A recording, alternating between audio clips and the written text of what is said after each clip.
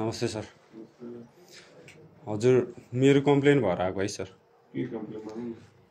बत्ती किन झ्याप झ्याप अझ पनि जान्छ सर? कुन ठाउँमा बत्ती गएको? सुडालमा।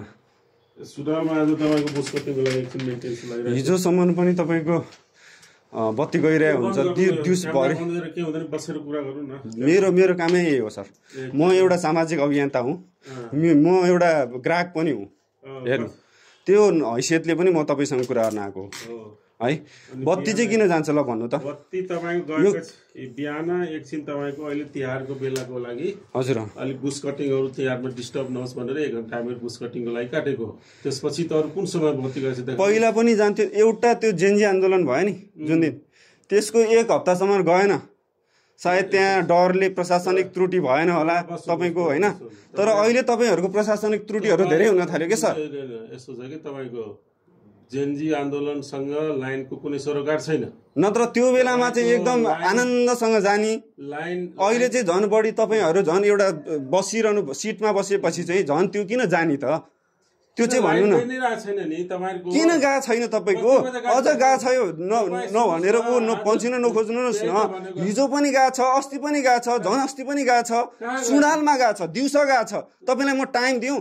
अर्को ठाउँमा नि म तपाईलाई टाइम दिउँ? यही सुन्नु न, आज बिहान गएको 1 घण्टा हामीहरु अहिले तिहारको तयारीको लागि बुस कटिङ गरिरहेका छौं। बुस कटिङ कति चल्छ तपाईहरुको? 1 घण्टा। एउटा बुस कटिङ भन्ने त एउटा निश्चित टाइम राखेर एउटा जनतालाई एउटा ल कि त बरु 24 घण्टा राखिदिनु बुस कटिङ। अहिले हामीहरु 24 आवर्स काट्नु मिल्दैन।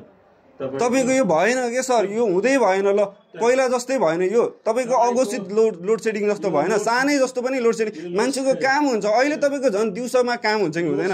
अहिले मान्छे घरमा बसेर काम गर्छ, थाहा छ तपाईलाई? त्यो बुझ्नु भएको छ तपाईले? काट्ने कुन समयमा काट्ने ल भन्नुस् त?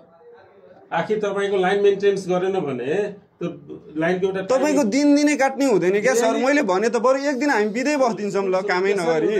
दिनका दिन काट्दिएर हुन्छ। तपाईले पहिला पनि काट्नु हुन्थ्यो। तपाई यही ठाउँमा हुनुहुन्थ्यो। कुरा सुन्ने कोसिस गर्नु न। एकलौटी कुरा बोलेर हुन्छ, कुरा बुझ्न पनि कोसिस गर्नु। तपाईले बुझ्ने कुरा गर्नु पर्यो नि बुझ्नलाई। ल बुझाउनु ल, तपाई बुझाउनु ल। म बस्दिन सर, म बस्दिन। म बस्न आएको होइन, म तपाईसँग कुरा गर्न आएको, बुझ्न आएको। कुरा गर्न आउनु भएको छ भने यहाँ 11 वटा फिडर छ। यो 11 वटा फिडरको बुस कटिङ गराउनु पर्यो। तपाईको जम्परहरु मिलाउनु पर्यो। पिन्डिस कुनै कमजोर छ भने हेर्नु पर्यो। अब 11 वटा फिडरको एकचोटी काट्न मिल्दैन। आलो पालो गरेर कुनै 2 घण्टा हामीहरु जस्तै कुन हामीलाई तपाईहरुले समयमै बिल तिर्ने, महसुल तिर्ने सिस्टम बनाउनु भएको छ, त्यो ठीक छ। पेनाल्टी राख्नु भएको छ, त्यो पनि ठीक छ। तर हामीले समयमै बिजुली समयमै 24 घण्टा पाउनु पर्यो। अरु त्यो एक्सक्युजेसहरु धेरै छैन। तपाईको सधैँ भयो नि त। अहिले मात्रको कुरा हैन, नगराउनु रेगुलारिटी छ। तपाईहरुको महिनामा सधैँ जस्तो तपाईले एक न एकचोटी बत्ती काटे हुनुहुन्छ। दिनमा एकचोटी तपाईले छस्सा बत्ती काट्नुहुन्छ। यस्तो काहीँ पनि हुँदैन नि सर। लाइन मेन्टेनेन्स गर्नु पर्यो। लाइन मेन्टेनेन्स सधैँ मेन्टेनेन्स हुँदैन के सर? कहाँ छ सन्देश? मैले बुझेको छैन। तपाईहरुको मैले बुझेको छैन। अहिलेसम्म मैले बुझेको छैन। केही न केही तपाईहरु बाना खोज्नुहुन्छ सर। अरु कुराहरु छैन। स्ट्रेट कुरा छ। यो यतिकै यो आन्दोलन भएको हो। आन्दोलनको कुरा न आन्दोलनको पनि कुरा हो यो। किन गर्दिन म? किन गर्दिन सर म आन्दोलनको? तपाईहरु अलिकति जिम्मेवार बन्नु पर्यो नि त सर। यत्रो हुँदाखेरि पनि तपाईहरु जिम्मेवार सोच्नुहुन्न।